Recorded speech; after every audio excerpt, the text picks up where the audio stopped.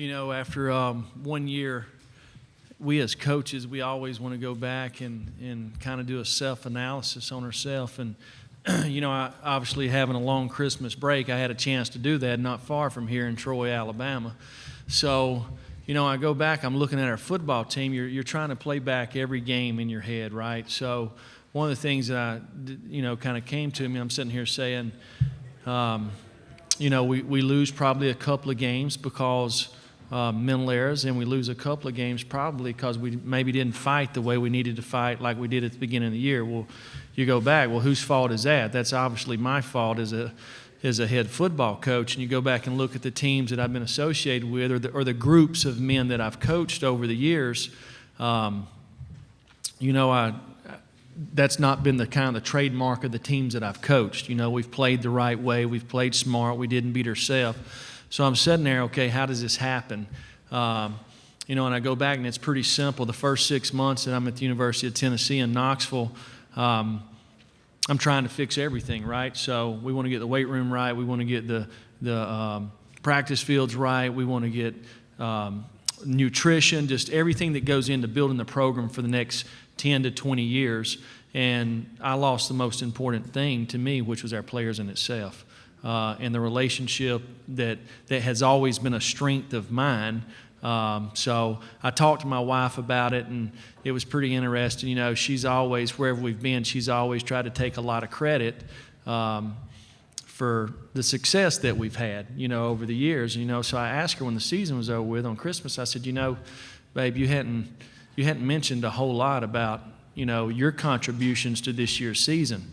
And she said, well, if you had moved me to Knoxville in January instead of June, we'd have went 8-4 instead of 5-7. So, but I have learned a lot this off season, and it was pretty easy to fix our relationship with our players and build a relationship. And it takes time, right? Over time, you learn to trust people, and you get to know them and know who they are. And with that, it's been very positive this offseason. Our players are comfortable around our coaching staff.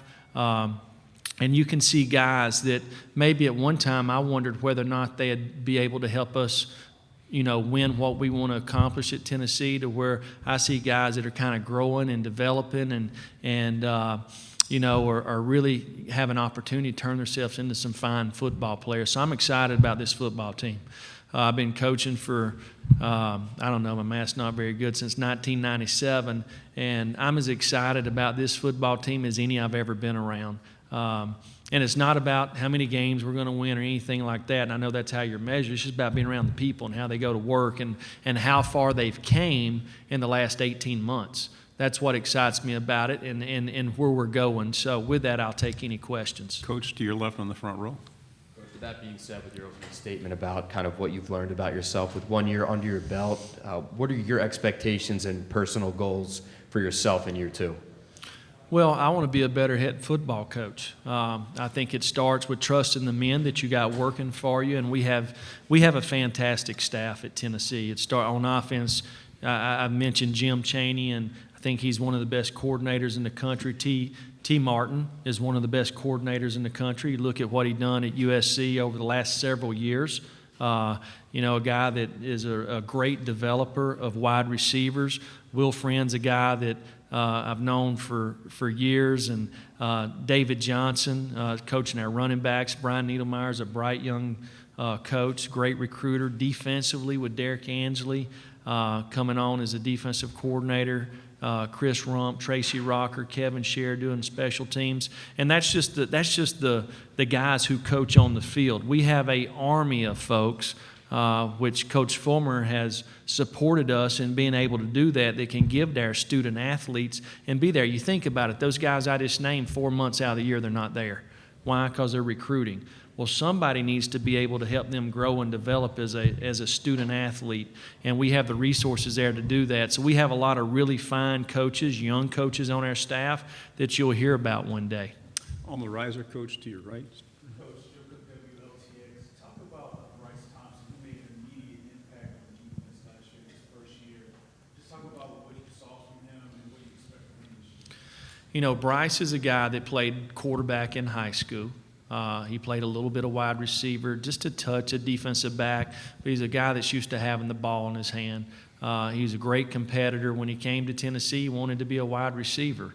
After a couple of kind of morning workouts and talking a little bit, he said, hey, I may try corner. Well, he's not left that position. I think he was an freshman All-American this past year. I like to recruit offensive guys to play defense. They're used to handling the ball. Alante Taylor's a guy that played the other corner, was a high school quarterback. So Brice is a guy that, the thing that you want to challenge him with right now, are you going to be the Brice Ramsey of Brice Thompson in 2018 or 2019? Notice I've coached a lot of Brices. And he's got to work to improve. He needs to be better than he was as a freshman. Coach to your right, second row. Coach, I heard what you said in your opening comments, that you were tough on yourself and you evaluated yourself, and any good person does that in any industry, right? But there's also the understanding that it is a process. It is a process taking over a program. It is a process changing the culture and changing the lingo and getting to know your players and getting your system in there and getting your coaches in there. I wonder if there was, as you were trying to better yourself and be a better coach, I wonder if there was a little bit of that understanding, a little bit of that knowing on your part that you just took over at one time one of the most powerful programs in the country that had fallen a little bit, and you got to put your stamp on it, and it might take a little bit longer than a year. Does that make sense? Yeah, absolutely. To me, there's no better way of being able to get something accomplished is knowing who you're working with. And when you believe in the person that's beside you and the person that's across from you, and knowing what you're going to get from them day in and day out, and the expectations, it's easier to kind of pull together. Obviously, after being there for 18 months, everybody in our program kind of understands what's expected day in and day out. So we're headed in the right direction, and we're headed there in a hurry. This gentleman here right in front of you, Coach. And when you're done, if you could pass the microphone to your left. Coach, it's widely known that University of Missouri is currently unable to play in a bowl game. Their seniors were available to go to other schools. Have you had a chance to talk to Barry Odom about that, and did you have interest in any of the players from Missouri?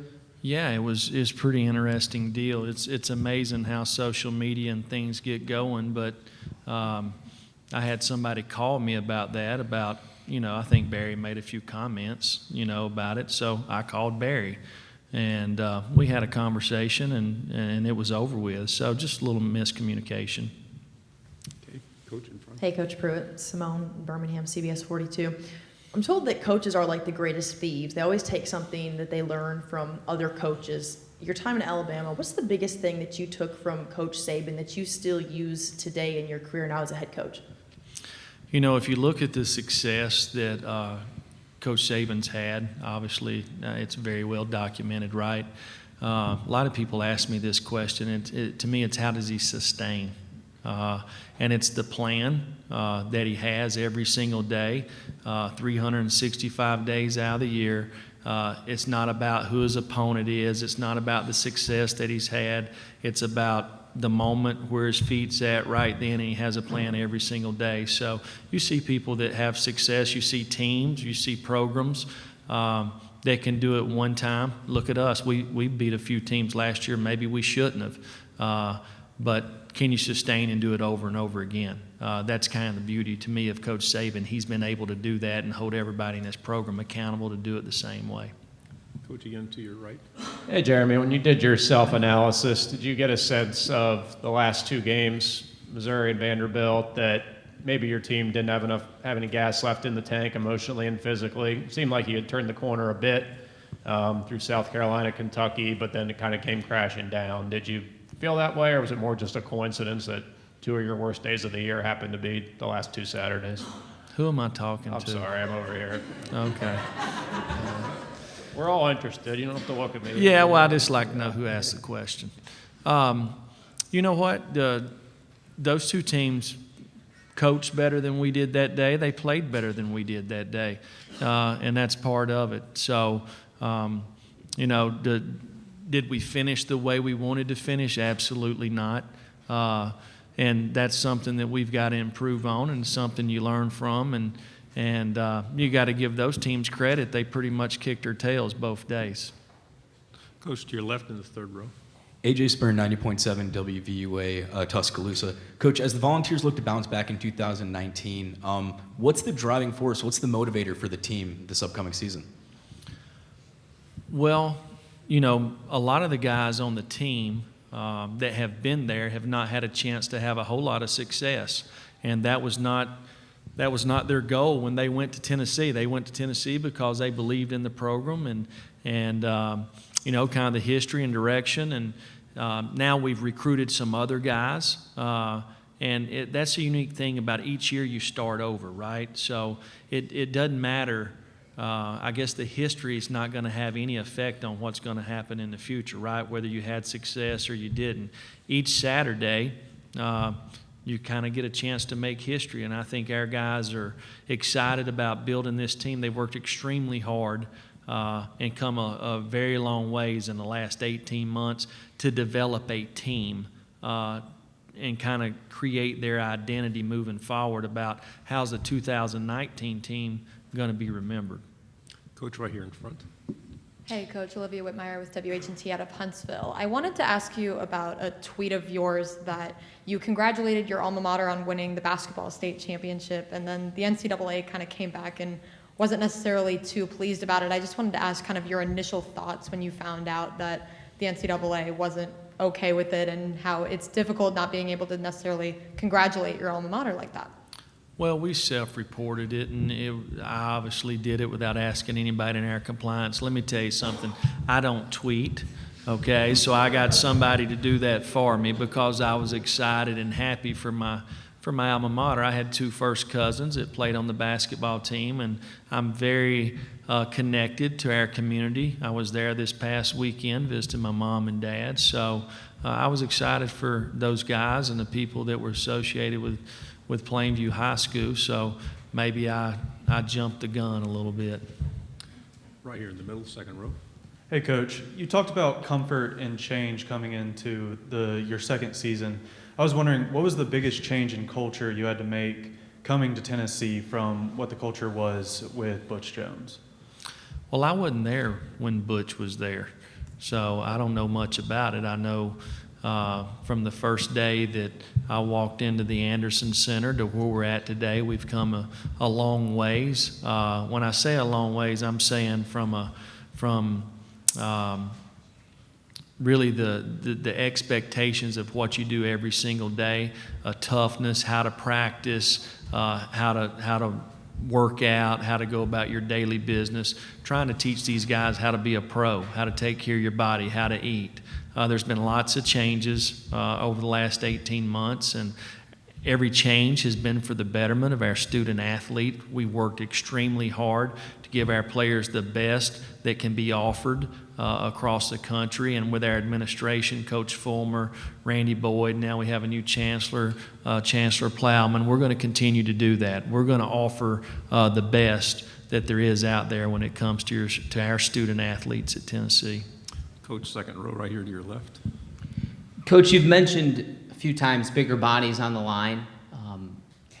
JG spent a lot of time, I guess. I mean, he took some licks last year. With the emphasis on the O-line this year, you've mentioned protecting better. How good can he be? I mean, his stats last year showed he was one of the better in the SEC. How good can he be if he's protected and upright? Well, I think it starts with the people around him. We've got good players around him. We've got good wide receivers and tight ends and running backs. And I'm going to tell you, we got some guys on our football team that have a chance to be really good offensive linemen. There's not a whole lot of experience up there, but we do have a lot of competition. We've got guys that probably have played some ball at Tennessee and might not have played very well, but I can tell you some of that had to do with the fact that they wasn't ready for it.